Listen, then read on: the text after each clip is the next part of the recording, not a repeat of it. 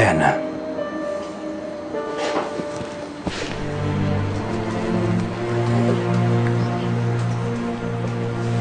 Alam mo naman kung gaano ka ka-importante sa amin, di ba?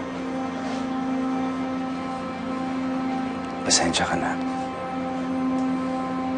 Kailangan namin mag-usap ng mami mo.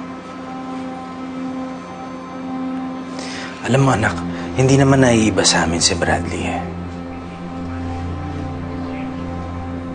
Mula nung umpisa, nakita na namin kung gaano kanya kamahal.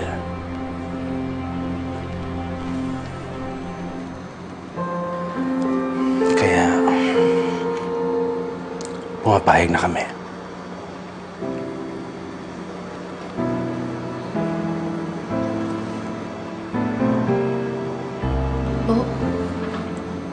Oo, anak.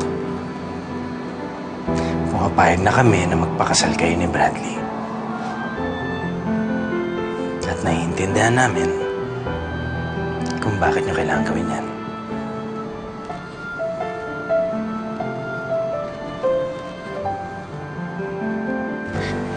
Salamat po.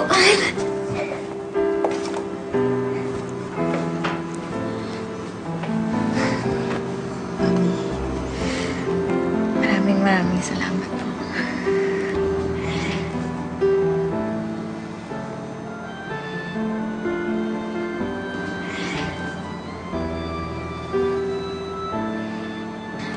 Patawarin niyo po ako, sinuway ko yung utos niyo. Okay na, Diana. Katulad nga ng sinabi ng daddy mo, okay na magpakasal ka na kay Bradley. Alam ko naman kasi na mahal ka niya at matagal na rin kayo at napakabait ni Bradley.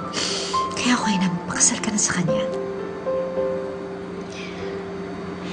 Kahit na, Mami. Alam ko namang napipilitan ka lang eh. Pero kahit ayaw mo, pumayag ka pa rin. Dahil mahal kita. Mahal na mahal kita, Diana. Ayokong ako maging hadlang sa ikasasaya mo.